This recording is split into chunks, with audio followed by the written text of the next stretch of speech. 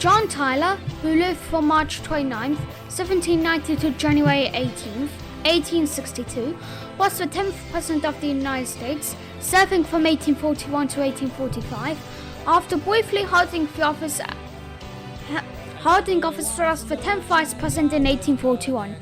He was elected Vice President on the 1840 Whig ticket with William Henry Harrison, succeeding to the presidency following Harrison's death 31 days after assuming office as President.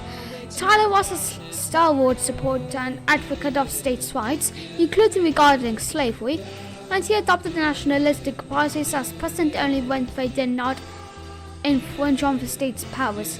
His unexpected rise to the presidency posed a threat to the presidential ambitions of Senator Henry Clay and other politicians, and left Tyler estranged from both major political parties at the time, the Whigs and the Democrats.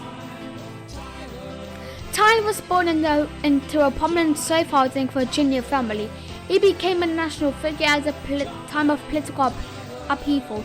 In the 1820s, the Democratic-Republican Party, at the time the nation's only political party, split into multiple factions.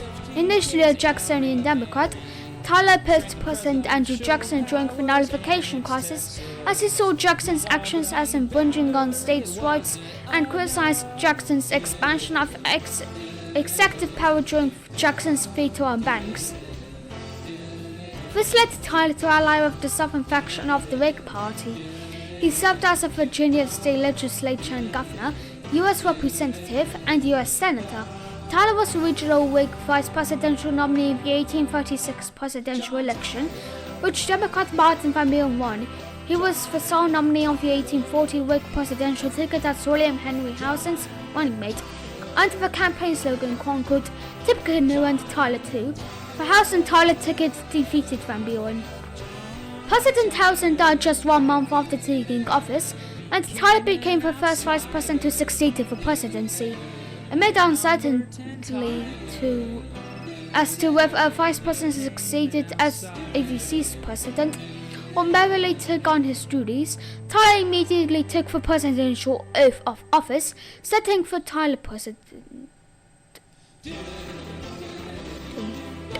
He signed into law some of the Whig-controlled Congress's bills, but he also shook constructionists and vetoed the party's bills to create a national bank and raise tariff rates. He believed that the president, rather than Congress, should set policy and sought to bypass the Whig establishment led by Henry Clay. Almost all of Tyler's cabinet resigned shortly into his term, and the Whigs expelled him from the party and adopted and conquered his excellency. Tyler was the first president to have his veto of legislation overridden by Congress. He faced a stalemate on domestic policy, though had some foreign policy achievements, including the Webster-Ashburton Treaty with Britain,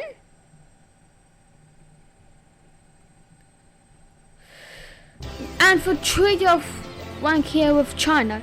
Tyler believed that manifested near and saw the annexation of Texas as economically and internationally advantageous to the United States, signing a bill to offer Texas statehood just before leaving office.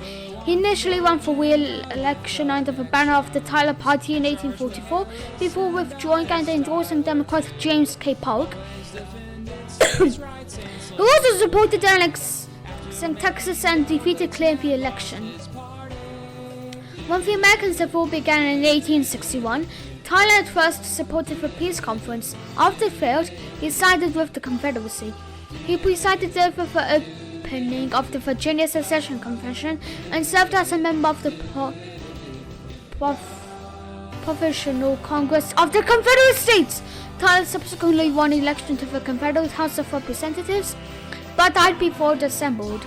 Some scholars have praised his political influence, but historians have generally put him in or very near the bottom quartile when ranking US presidents.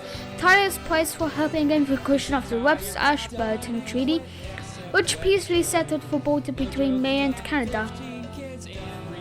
He also helped in stopping African slave trafficking, which was made illegal under the administration of Thomas Jefferson. In the 21st century, Tyler is seldom remembered when in comparison to other presidents and maintains only limited presence in American cultural memory.